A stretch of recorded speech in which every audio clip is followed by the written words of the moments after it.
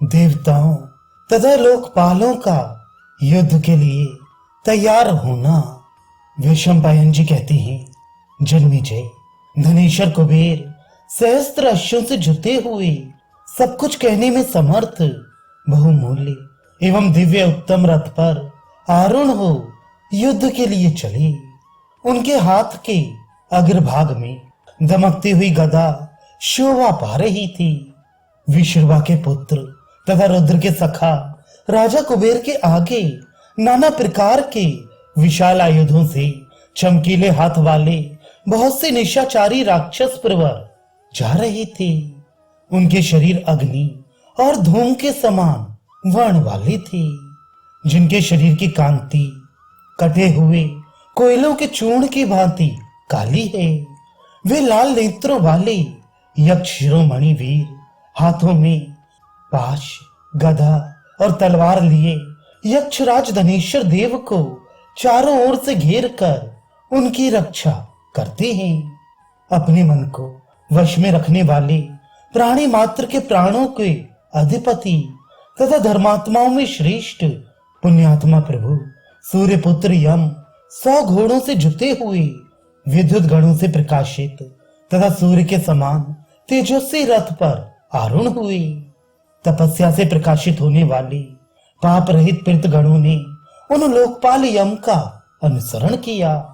तीनों लोकों में जो प्रधान प्रधान भयंकर भूत थे, वे सब हाथों में नाना प्रकार के अस्त्र शस्त्र लेकर उनके पीछे पीछे चले।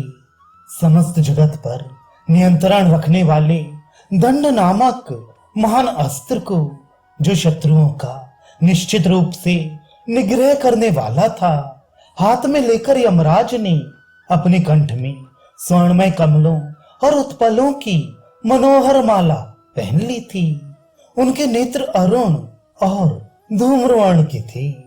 वे रथ पर बैठकर अपने उस तेजोमय भयंकर एवं विरूप मुदगर को साथ लिए जा रहे थे, जो समस्त असुरों के लिए काल रूप था और उनके मेद मांस अस्थि तथा रक्त से भीगा हुआ था।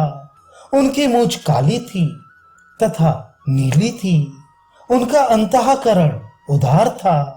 रोग व्याधियों के स्वामी उन यमराज ने नाना प्रकार की सैकड़ों व्याधियों को साथ लेकर बड़े बड़े असुरों के विनाश का निश्चय कर लिया था। तदनंतर असुरों के दर्प का दमन करने वाले जल के स्वामी महात्मा वरुण कुंद और चंद्रमा के समान उज्जवल तथा स्वर्ण चटित रथ पर, जिसमें 3 सिर वाले विशाल काय सर्प जुते हुए थे, आरूढ़ हो युद्ध के लिए चले। उनके अंग वैदूर्य, मुक्ता एवं मणियों से विभूषित थे। उनकी भुजाओं में चांदी के बाजूबंद बंधे हुए थे और उन्होंने अपने हाथ में पाश ले रखा था। इस प्रकार वे तेजस्वी देवता वरुण उन महान असुरों के विनाश के लिए सम्रांगण की ओर प्रस्थित हुए। उस समय जल के अधिष्ठाता देवता उनका अनुसरण करते थे। जल में उत्पन्न होने वाले उनका अभिषेक कर रहे थे। महर्षियों के समुदाय उनके गुण गा रहे थे और बड़े बड़े भुजंग उनकी पूजा में लगे थे। समुद्र के स्वामी तथा अमृत पान करने वाले महात्मा वरुण कैलाश शिखर के समान गौरवर्ण के थे। उनकी शक्ति अपरमेय थी। उनके पुत्र और बड़े बड़े नाग उनकी भली भांति रक्षा करते थे। वे सूर्य के समान तेजस्वी रथ से चले। चंद्रमा के समान अत्यंत कांतिमान और उदार हृदय वाले महान भाव वरुण जब युद्ध के लिए जा रहे थे, उस समय आकाश में समस्त प्राणी पुलकित शरीर से हाथ जोड़कर उनकी ओर देख रहे थे।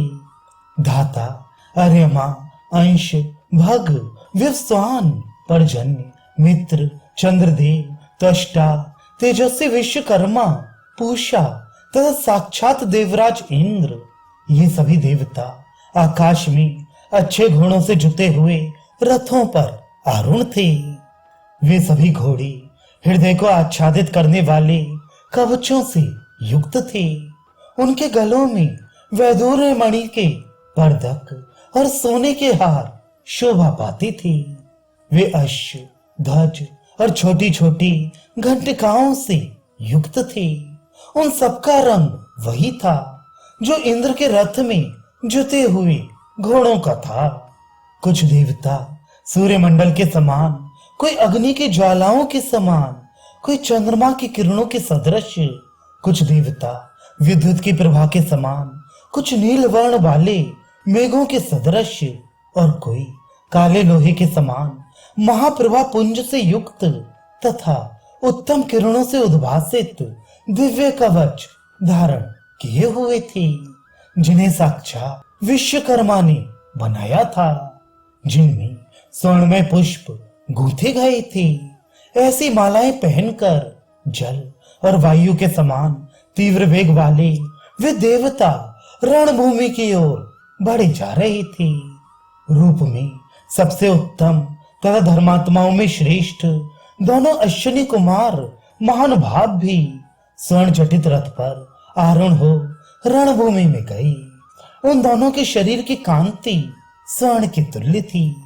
मनु के पुत्र तथा समस्त वसु देवता जो उत्कट बलशाली और हाथों में उत्तम अस्त्र धारण करने वाले थे, बड़े बड़े रथों और हाथियों पर आरूढ़ हो दैत्यों का वध करने के लिए चले। अरुण और धूम के समान वर्ण वाले समस्त रुद्रगण जो महाबली, सर्वगुण संपन्न और दीप्तिमान शरीर वाले थे तथा अपनी प्रभाओं से प्रज्वलित से हो रहे थे, श्वेत वर्ण वाले विशाल वृषभों द्वारा युद्ध भूमि में गए। नाना प्रकार के आयुधों से युक्त हाथ वाली भुजाओं से वे समस्त लोगों को दग्ध करते हुए से जान पड़ते थे। स्वर्ण में कवच बांधकर सेना को साथ लिए जब वे आगे बढ़े, उस समय बिजलियों से युक्त मेघों के समान शोभा पाने लगे। सूर्य की किरणों के समान कांतिमान, उत्तम बलशाली तथा तपस्या के तेज से प्रकाशित होने वाले विश्वदेव गण भी सेना साथ लेकर युद्ध के लिए चले। शत्रुओं के लिए उनके वेग को रोकना कठिन था। वे उत्कट बलशाली तथा सहस्त्र कमलों की मालाओं से अलंकृत थे। सोने के समान कांति वाली तथा वैदूर्य, मुक्ता और मणियों की लड़ियों से विचित्र शोभा पाने वाले, भली भांति जुते हुए रथों द्वारा वे सब लोग समर भूमि में गए। वे नाना प्रकार की आकृतियों से युक्त थे। उनके ऊपर स्वर्ण निर्मित मनोहर, विचित्र, अत्यंत निर्मल, तेजस्वी और सब ओर घूमने वाले श्वेत छत्र तने हुए थे, जिनके कारण वे सब लोग प्रज्वलित अग्नि के समान प्रकाशित हो रहे थे।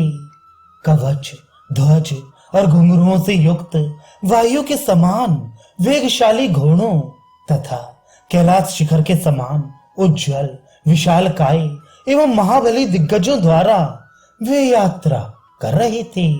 उनके हाथों में भयंकर धनुष थे, जिनसे वे युगांत काल में प्रज्वलित होने वाली उल्काओं के समान प्रतीत होते थे।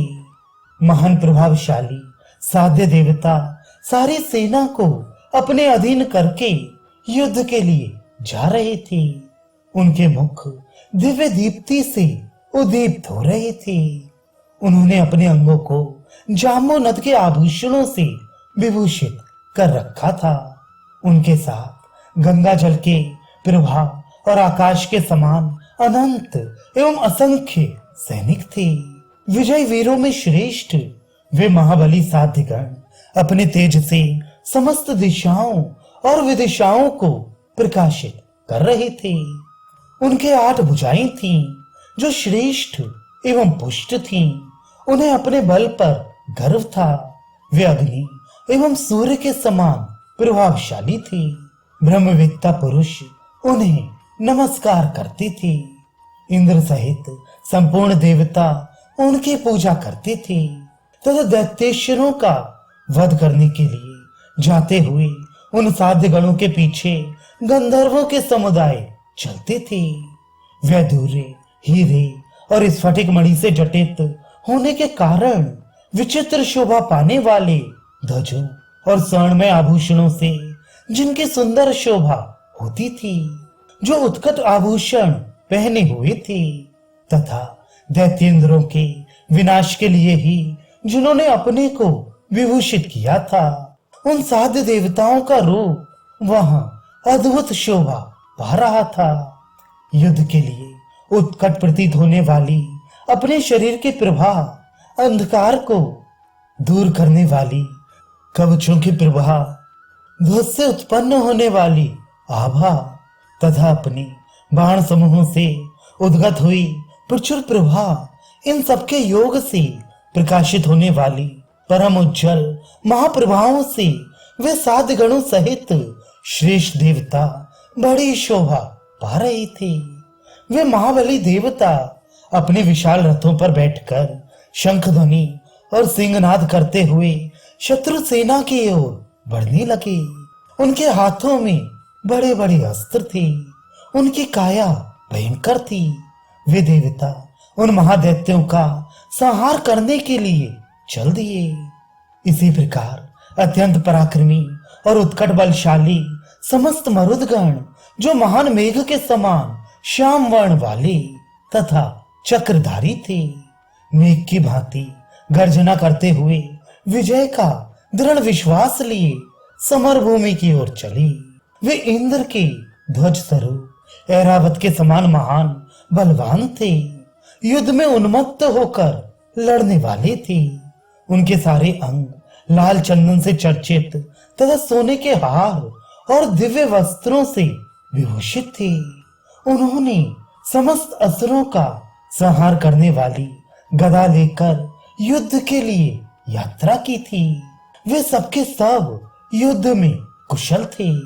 उनमें बाहुबल और अस्त्र बल की पूर्णता थी। वे उत्कट बलशाली थे। उनकी आंखें क्रोध से लाल हो रही थीं। वे देवता स्वर्ण तथा कमलों की माला धारण करके इच्छानुसार नाना प्रकार के रूप धारण किए देवराज इंद्र को चारों ओर से घेरकर रणभूमि की ओर जा रहे थे। उनके कंधे और पीठ खड्गों की प्रभा से सांवले दिखाई देते थे। शत्रुओं का वेग सहन करने में समर्थ वे देवता अपने अंगों में वैधूर्य और स्वर्ण से जटित होने के कारण मनोहर रूप वाले परम कांतिमान कवचों को, जो दैत्यों के अस्त्रों का निवारण करने वाले थे, बांधकर युद्ध के लिए जा रहे थे। सोने की वेदिकाओं से युक्त और सूर्य की किरणों के समान कांतिमान ऊंचे उठे हुए शेष ध्वजों से उपलक्षित होने वाली देवताओं की वह भयंकर सेना युद्ध के लिए जोर जोर से सिंहनाद करती हुई जा रही थी। इस प्रकार उन असुरेश्वरों के वध के लिए युद्ध स्थल की ओर प्रस्थित हुई विजयशाली देवेश्वर इंद्र की वह सेना बड़ी प्रभावशाली थी, जिसका इस रूप में वर्णन किया गया है।